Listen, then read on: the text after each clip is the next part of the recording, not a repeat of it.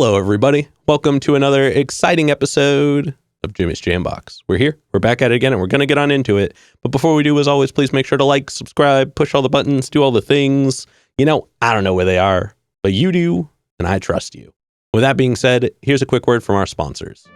Organic herbs and botanicals, skincare and edibles, wellness for body and mind. The Brothers Apothecary. Fine teas and remedies. Ronald Records. From indie gems to classic hits, discover the heart of local music. With live shows all the time, up close and personal, and regular releases on their in-house label. Ronald Records. Supporting the community, one track at a time. All right. Thank you all so much for watching. Again, shout out The Brothers Apothecary, Ronald Records, and Portland Water. Thanks for keeping us hydrated. And with that being said, let's go ahead and get on into it. Here is today's guest. Hi, I'm James Julian Villa. Hello. Thank you so much for joining us. Thanks so much for having me. Yeah. Why don't you tell us a little bit about, who you are, where you're from, what you do, give us that Tinder profile of your involvement with music. All right. Yeah, well, right now I'm a music producer, and I primarily work in my little basement studio recording artists here in the Portland area. Oh, yeah. And you do that full time? I am full-time now since living the dream. just since October. Gotcha. Well, congratulations. Thank you much. But let's start right at the beginning. What got you into music initially? There's it's always a tough question. Well, my grandpa was very musical. Oh, okay. So it's multi-generational. Yeah, so it's in my blood, and me and my brother grew up doing music together. Gotcha. But I would say I just always loved messing around on the toy pianos that we have. Mm-hmm.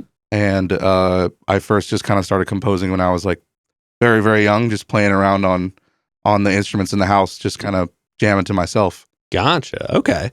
And then is your main instrument now keyboard, or are you more in the realm of guitar or vocals, or what is your primary instrument? I would say piano is always kind of gonna be the first love, the first main instrument. But I think guitar is pretty much caught up at this point, so they're a little bit interchangeable. Okay. Between guitar and piano. Gotcha. And you do a lot of work as your own, as an artist on your own, as well as with other people, correct? Yeah, I do. I record my own music. It's honestly, that is a bit more of a side project to me than the work that I do with other artists in the area. Fair. Well, I mean, I imagine making your own music probably doesn't pay as often or as much. Yeah, and it's just a lot of work. Yeah. Yeah, and now it's working on your own stuff, there's always that additional nitpick voice where you're just is this? Is this that? So I can understand that. Oh, yeah. Now, before we get into more of what you do in the present day, I do have a couple foundation questions I like to check in with everybody on. And this first one, it's one we ask early, it's one we ask often, and it's definitely a crowd favorite. What was the first album you ever bought with your own money? Oh, man. I'm not really good with my memory. That's okay. And I'm trying to think of, I remember the first CDs that I found that I was this is cool. What I bought with my own money, I think it was a Keith Urban CD. Okay. Hey, not a bad choice. Yeah, that was a time when I was really, really into country music when I was younger, and I'm pretty sure it was. I don't know the name of the album anymore. But That's all right. I had the song "I Told You So," which was a big country music television top 20 thing, and I was I love this song, so I bought that album. I think with my birthday money. Gotcha. Okay. I can't remember anything before that. Well, hey, not a bad choice. And then what was one of the first live shows you ever went to that was specifically one you wanted to go to? It's you saw it was happening, you got the tickets, you went to it. I think, I remember going to a lot of kind of smaller scale shows.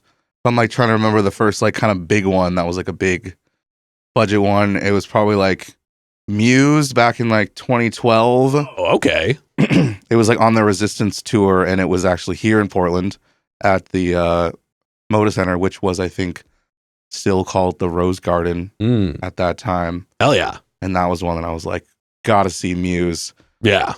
Yeah. Height of their good their good rock stuff. Yeah, damn, that was probably a cool show. Do you remember like who played with them? Yeah, Silver Sun Pickups. Whoa! And I had never heard of them before, and I was like, "Who is this band? This is sick." Wait, so that's how you found out about them? Oh, Yes. damn! Never heard of them in my life, and I was like, "Whoa, this is really good." What Turns out they're like a super sick rock band that has their own stuff too. Yeah, hell yeah, that's cool. I've been a fan of them ever since. Yeah, hell yeah. All right, and now before we officially get into you in the present day, do you have a defining moment where you decided you wanted to take music more seriously? It's always been kind of the only thing I've ever wanted to do. And if you can say defining moment, I guess it was like as soon as I finished high school, I was like, I want to go to music school. It wasn't even like a question since I started high school. I was like, this is what I'm doing afterwards. So I went straight to music school for 3 years afterwards. And then I guess from there, it was like, I'm going to move to Portland and I'm going to do music. Like, obviously, it's not going to happen right away, but I was like, I went through college, and at some point, I'm going to be doing this full time. And I just kind of always knew that. Gotcha. And where were you at before you were in Portland? I did all of my music schooling up in Canada, actually. Oh, interesting. What school did you go to up in Canada? I went to Selkirk Music and Technology in Nelson, British Columbia. Gotcha. Why did you end up going there? Well, my family moved to Canada when I was younger. Okay, so you like lived in Canada. Yeah, so I lived in Canada through most of my high school / college years. Gotcha. Where were you at prior to Canada? Washington. Okay, so you've still always kind of been in this corner of the general continent. Yeah. Or I guess it's in the middle of the continent. Corner of the country. The Northwest. Yes. Vibes. Okay, I dig that. All right, well then, let's go ahead. Let's get on into more of you in the present day.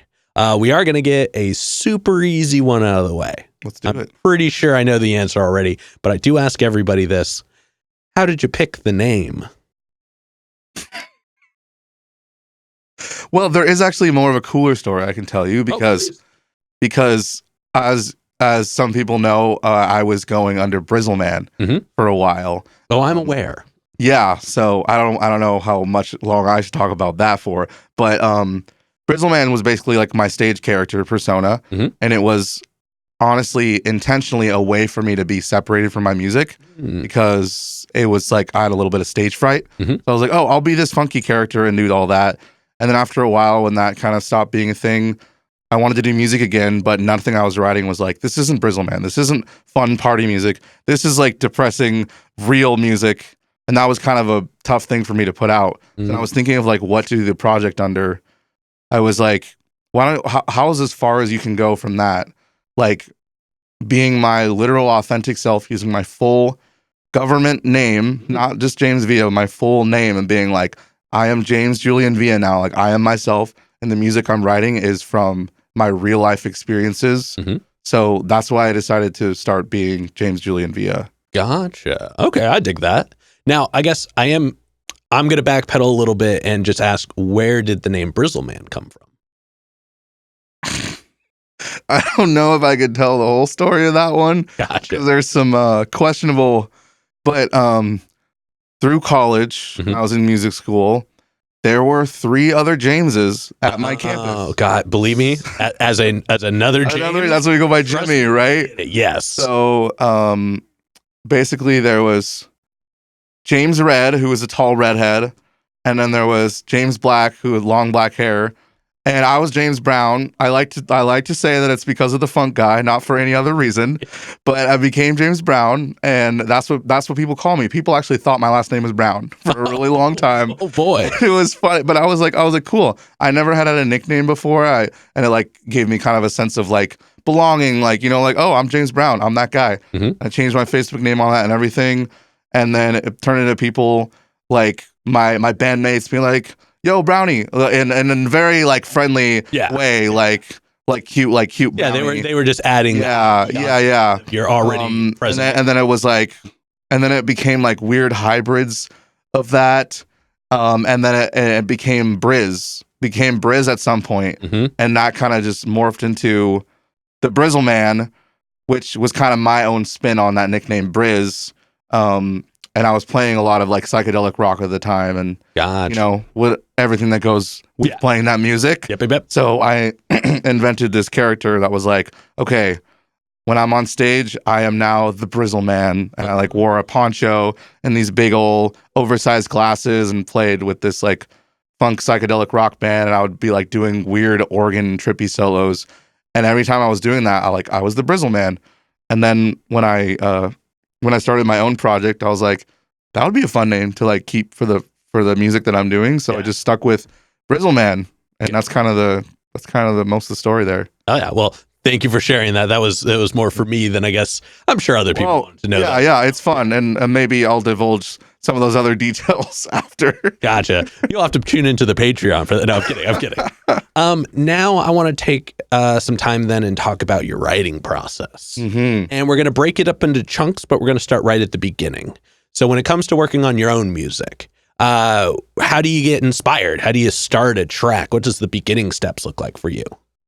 Well, it's kind of like different. Like I've learned a lot of different ways of writing throughout like the history of like me being a songwriter. But I would say like right now my process is that like it's like I have to be feeling like a song coming on, and it's rarely from the lyrical perspective. It's more from like a sonic world. When I'm writing, I am at my computer. I am on Logic Pro. I am fiddling around with guitar tones or synth patches or drum loops, and I'm creating like a vibe that gets me inspired. And then when I land on the vibe that like feels the most inspiring to how I'm feeling at the moment, then I'll just start recording on a microphone, and whatever comes out like usually ends up like one of those random things I sing end up being the song. And then usually I'll like find lyrics through just kind of saying gibberish, top lining, and then fine tuning that into lyrics. Sometimes I'll actually have words before then, but a lot of the time it's create the vibe, sing gibberish over it until something feels like the right melody, and then refine those lyrics from there. Gotcha. Okay, I dig that. And then once you get a track finished writing, now I imagine you probably record yourself kind of in the process as well, since you're there anyways. But once you've gotten a track pretty much laid down, how long does it usually take you to feel comfortable enough to perform it? Performance is different. Like I don't really perform often, nor do I like love performing. I've only done 2 shows as James Julian Villa, actually. Gotcha. Maybe 3 if you count like house party thing that I did. But it's more about like teaching a group of people the music. Fair, yeah. For me, I'm like, after I write the song, like I kind of have to memorize it a bit, and then I can like play it by myself. But usually when I'm working with a band, I'll just send them all the tracks. All the parts are there for them to learn. But most of the shows that I've did have been just 2 rehearsals. I usually pick musicians that I'm confident like will do their homework, know the material, and be excited about it. So we only need 2 rehearsals, and then we do a show. Okay. Well, I dig that. Now, sorry, before I get into talking about your music, I did have another question. Oh, yeah, sure. Completely evacuated from my brain. So we are instead going to move on to talking about some of your music. So I jumped on ye old Spotify, and as the old reliable. Yes. And under your government name, you've got music going all the way back to 2020. But because I am actually a Brizzleman fan, I was listening to your early work when, like in 2018, I was listening to That's that amazing. EP. Yeah, like that. Like so. As somebody who did get to experience it when it was present in the time, I just I gotta say, like I really did. I enjoyed it a lot. I live in a very like synth funk realm as well, so it was nice. At the time, I was playing similar music with a band named Smooth Talk, which I've talked about many times on the show. So I won't put here, but y'all were like the only other sound that like was correlative to ours, other than like Swatkins, who was not going to play a show with us. He was too big at the time, and he's for sure too big now. Oh wow! But you were like one of the only other groups I knew in the area. So like Bangers Part 1 was on my heavy rotation when we never got that part 2. I know. Well, hey, surprise! No, but that's enough about that. Talking about your more current sound. Yeah. So I went and checked out, all of your current music that's available. And I mean, right from the start, like I'm Here For You is a really powerful track. Like sonically, everything is perfect. Melodically, it's beautiful. But what like stood out to me the most is that it actually had a lot of the like synthy, funky elements in it. So, you know, there's shakers, there are clavs, there are claps, and there's still all the synth sounds. Yeah. But the realm was reimagined. Like you changed everything to make it more of this like more somber, almost like indie-esque tone. It's really kind of hard to categorize. And like even like the track Wait, parentheses, Wait. There's no other way to say it. Yes. That kind of had a lot of that too. Yeah. Your most recent album, or I guess, is it? Yeah, most recent album, Death of the Brizzle Man. Indeed. Which when I saw that, I was like, no. Oh no. Oh, he's gone. Now. But honestly, truly, that album is a work of art. Thank you. I'm sad we weren't able to get together early in the year so that when it came out, we could do a tuned in episode about it, because I would have had a field day with that. But sonically, melodically, emotionally, it's some of the best music I've heard come from this area. Thank you so much. Yeah. I mean, it's super well put together. The whole experience is just, it's just good, man. I love that all the sounds in it were very like nostalgic, but the music was not. It felt very fresh. It felt very like intentional. I mean, I could go on forever, but this is going to get real long. Please do. But I will just to kind of wrap it up. I will say that as I was listening to it, I kept wanting to write more and more notes to like really kind of share the thoughts on it. But I decided to focus on just one track. So when I was going through it, I got to Crying in Public, and it's so good.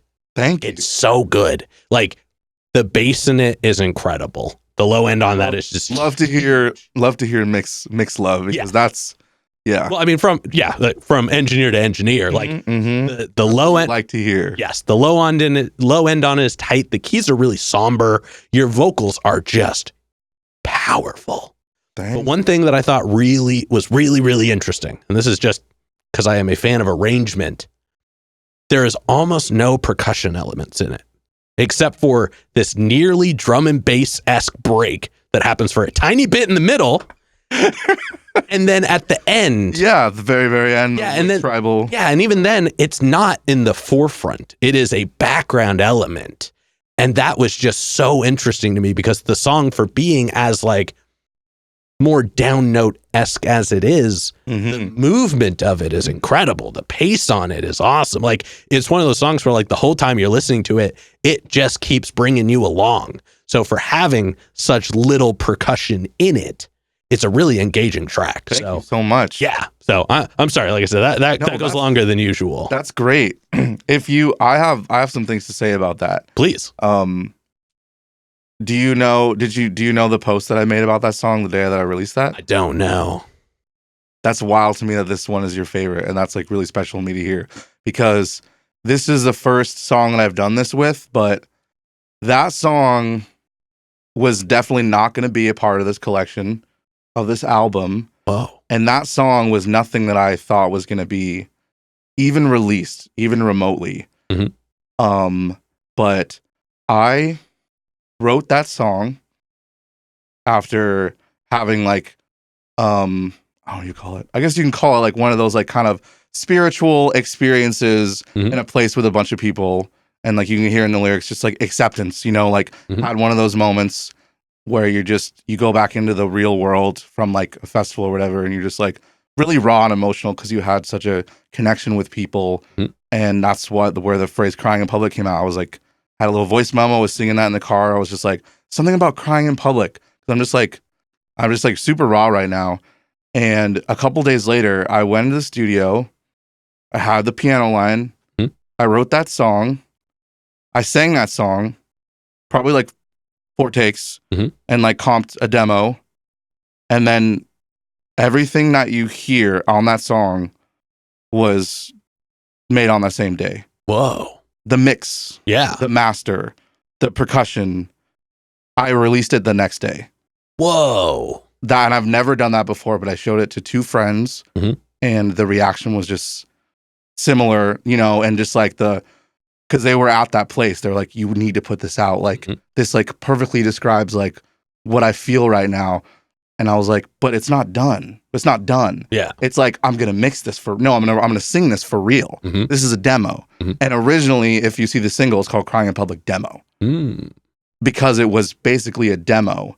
And everyone I showed it to was like, no, this is done. This is a song. Yeah. And I was like, I never do this. I did a long post. I was like, I never do this, but like, it sounds like people are ready for this song. And even if I'm not ready to let it go. So I put it out, and it's probably been the most well-received piece of music that I put out, which is wild to me, given that it was made in such a short span of time. And I put the least amount of like perfectionism into this one. I was just like, here you go. This is just all feeling. This is yours now.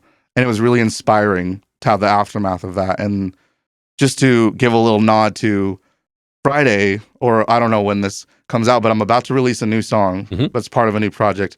And that's the exact same process for that song. Oh, exciting. I wrote, mixed it, and recorded it all in one day. Damn. And I've been more inspired to do more songs like that, where I just let it go into the world and let it be that snapshot of the moment that I had. Whoa. So, yeah, I just wanted to share that. That is super cool. Thank you so much. I really enjoyed hearing about that. And unfortunately, this will come out after that track has come out. I was like, yeah. But I'm sure it's going to be a good track. I'm very excited for it when it does come out. Yeah, era. Yes. Now, usually this is where I would ask, out of all the tracks you have available, what are some of your favorite ones to perform? Now, I know you haven't performed them too many times. Yeah. But do you have a favorite one to perform? Yeah, definitely. My Friends Are Sober, because it's become kind of a sing-along with the people that know it. I think it has a very like almost like, where have I heard that before kind of melody, and that was very intentional. So it's one of the tracks that by the time I get to the second chorus, people are singing along, even if they haven't heard the song. And that's like, that's just so fun for me, for people to sing my words back to me. So I definitely have the most fun playing that song because it gets everyone singing together. So. Yeah. Hell yeah. No, it's definitely a cool track as well. Now I want to take a moment, then I want to zoom out. I want to look at kind of more music as a whole. What are some of the things you're listening to right now that are like inspiring you, or just something that you're like really taking in and enjoying at the moment? Oh man, that's I'm consuming music every day, every hour, so much. Constantly making playlists, constantly looking for that new thing. I guess if I'm like talking about the most recent reference, which you're gonna hear in the new song I'm putting out, like this year I discovered McGee when he put out the new album. Yeah. And I was like, what the heck is this? Just like, it's like pop songwriting, but like garage and like lo-fi. And the tones that he has are so like rich. The guitar tones that he has and his playing is amazing. And I just listened to that album, 2-Star and the Dream Police, and it like pretty much changed my brain chemistry of being like, you're allowed to do that. You're allowed to make something that like doesn't necessarily sound good, but because you did it your way, you created like, oh, that's the McGee sound now. Yeah.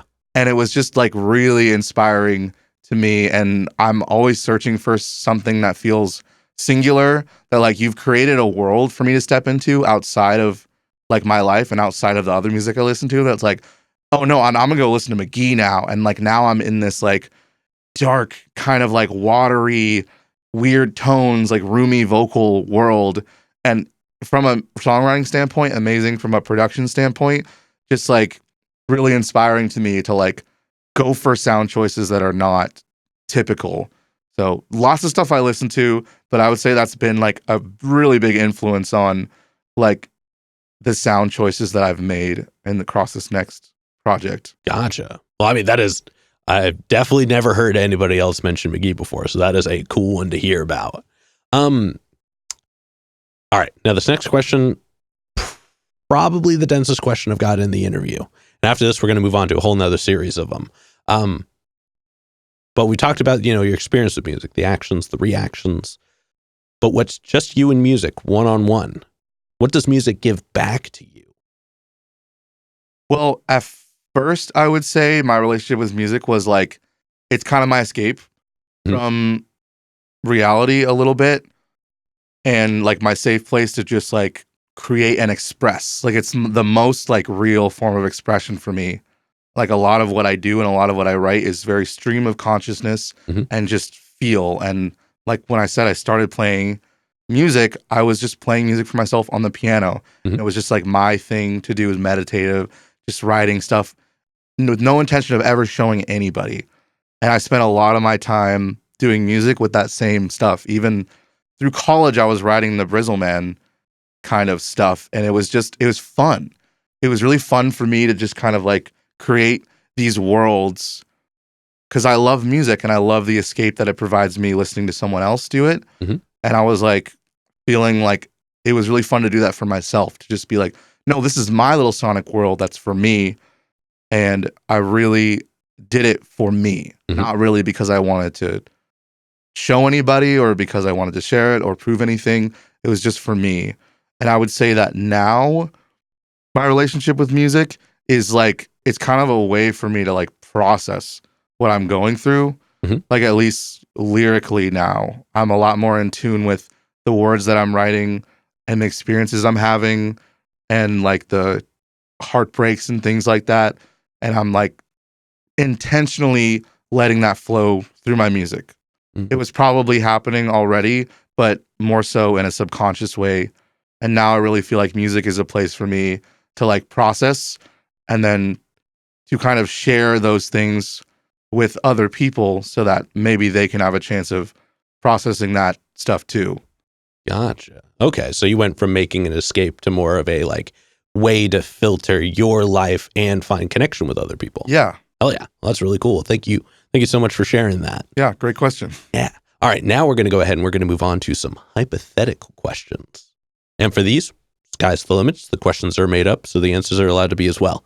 But this first one is pretty straightforward. Yeah. If you could work with any one person, the only requirement is they have to be alive. Who would you want to work with, and how would you want to work with them? Okay, that's a tough question. Are we thinking like artist or just anybody? You know, very few people have ever followed up with that as the question to the question. And I'm going to tell you what I told them. It could be anybody. Okay. Well, then I'm going to do the one that's like more, I think for me, I'm like, I would love to get some enriching experience out of it, because my first instinct was like, oh, someone who's really famous, that would be fun to work with. And then I was like, you know who I really want to work with is Max Martin, because he's like the GOAT of pop writing and pop production, and anything he touches is just, and to be in a room with someone like that and be like, watch, what does he do? How does he like make these like just golden pieces of art? Like, it would be fun, one, to see how his flavors would kind of mix with the way I do things to create like something like, I think it would be very cool and unique. Yeah. But also be able to watch what he does and his criticisms and how he sees like the formula of like crafting like the perfect song. I just think someone like Max Martin, for anyone who doesn't know, Hit Me Baby One More Time, like all the Backstreet Boys stuff, a bunch of the modern stuff that you hear today, Maroon 5, like he's just done every song that you've ever loved. Yeah. You know, so like that would be just a dream to work with someone like that. Oh yeah. And then subsequently, and this might be a little bit of a tougher one, but who's a local artist that you're aware of that you haven't gotten to connect with yet, but you would like to? There's like a handful. One person I've been trying to work with, and I think she went to LA already. So, but Rain Ezra has like been on my radar forever. Shout out Rain and Ezra. we have had conversations, but we're both very busy and moving people, and we're just like, oh, it'll happen. Yep. And I'm still very confident that it's going to happen. But I just think she has a really incredible voice and is a very, very talented songwriter. Yes. And that the two of us could cook something amazing together. Oh, for sure. For sure. That would be a really powerful combination. And everybody, you know what to do. Add her in the comments. Let's see if we can make that happen. And then for this next one, like I said before, sky's the limits, and it's pretty literal in this sense. But if you could perform anywhere in the world, and you wouldn't have to worry about crowd access or building stability or power, just guaranteed the best lineup, guaranteed the best show. Where? Yeah, and it doesn't have to be a venue. It could be anywhere. Where would you want to perform? Anywhere? That's wild. I never even thought of that. I was like, oh, Madison Square Garden. And then you kept going. I was like, oh, crap. Dang. Maybe in like the world's coolest Taco Bell, like a fancy Taco Bell like mansion. That's like a Taco Bell restaurant, but like is a mansion that has like the sickest stage you've ever seen. Isn't there? There's a pretty spiffy one in Las Vegas, isn't there? Yeah, but it's a kind of like a cantina. It's like a 2-story, like not really. There's nowhere you could really play like with a band. I mean, like the huge version of that furniture. It's true, but I mean, like in a hypothetical world, there would be a Taco Bell sponsored venue that was built that would just have catered Taco Bell. I like Taco Bell. That was going to be my next question. So you like Taco Bell? Yes. What are your thoughts on the TB? Oh my goodness. Not tuberculosis though. I was going to put that. Yeah, no. Forgot that's a thing too. But no, but that would definitely that is one of the more unique answers I've ever gotten. So I appreciate that. Did you see that thing about there was some like hardcore band that like just recently played a show in a McDonald's? No, but I did see the Denny's one. Yes. What the F is up, Denny's? Yep. And I'm like, doing that in like a Taco Bell would be kind of a vibe. That would be rad. Especially for like whoever's going through the drive-thru. Oh my gosh. Yeah. All right, there's some ideas here. Taco Bell, reach out to me. Let's make something happen. Yes, please, sponsorship now. Yes. And then to wrap up the hypothetical questions, if you could get one more album from anybody, they could be alive, they could be dead, they could have not put out an album in 100 years, they could have put out an album yesterday. Who would you want an album from? Always Death Cab for Cutie. That's my all-time favorite band. I know it's hell yeah. People are always like, "That's your favorite band," especially because the music makes perfect sense. Okay, well, I'm glad that you see the vision. But they've always been my favorite band, and everything album they put out, even if it's like not the best album ever, give it to me. Like, so I'm sure they're already working on another one, but give me another one on top of that one. Hell yeah, I just need more Death Cab. Yeah, that is a rad answer. Man, that might be one of the cooler answers I've gotten to that question. I appreciate that. All right, but with that being said, we're going to go ahead and start wrapping this up. You already kind of told us, but what can we look forward to between, let's say, now and June? Now in June, well, you'll hear it here first then. I am actually rolling out an EP, the first of those songs, which will be out on January 31st after this happens. But I have 5 songs that will be released all probably by June. Gotcha. And it is the first of 3 different projects that I'm working on that will all be related around different themes. Gotcha. Damn, definitely looking forward to that. That is exciting news. I'm very much looking forward to that. For this next one, go and look straight at your camera. Tell everybody how they can find you. You can find me on all platforms, streaming platforms, and social media as James Julian Villa on all the fun stuff, the Spotify's, the Apple Music's, the Instagram, James Julian Villa. Oh yeah. And then any other plugs, any other shout outs, anybody else you want to put on while you're on here? Always listen to Larissa Birdseye. Oh yeah, shout out Larissa. We have been cooking up some wild stuff for this next album, and you're not going to want to miss it. No, definitely not. And if you haven't checked out her interview, she's got one on here. Go back a little bit and check it out. All right. Then with that being said, I've got one last question to go. But before we do, I'm going to steal the camera for just a second. As always, y'all, please make sure to like, subscribe, push all the buttons, do all the things. You know, I don't know where they are, but you do, and I trust you. And one more shout out to the Brothers Apothecary, Raw Records, and Portland Water. Thanks for keeping us hydrated. And with that being said, the final question.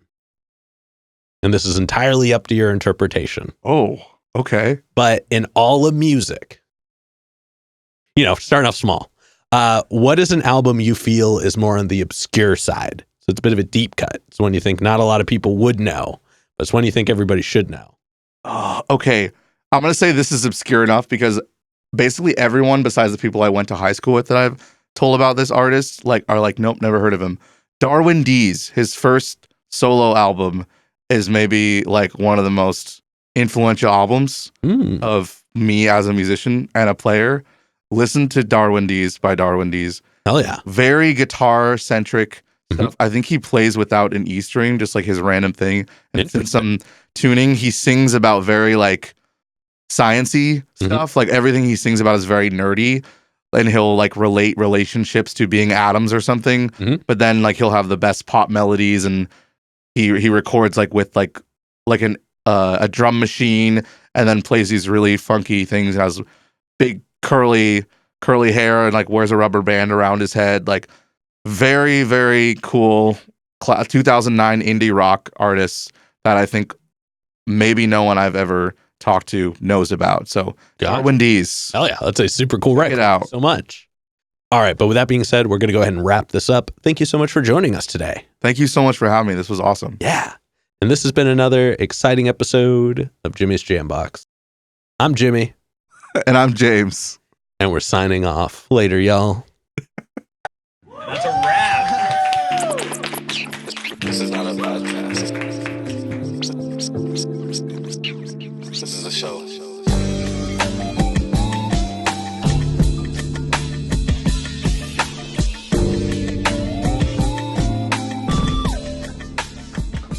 Keep jamming.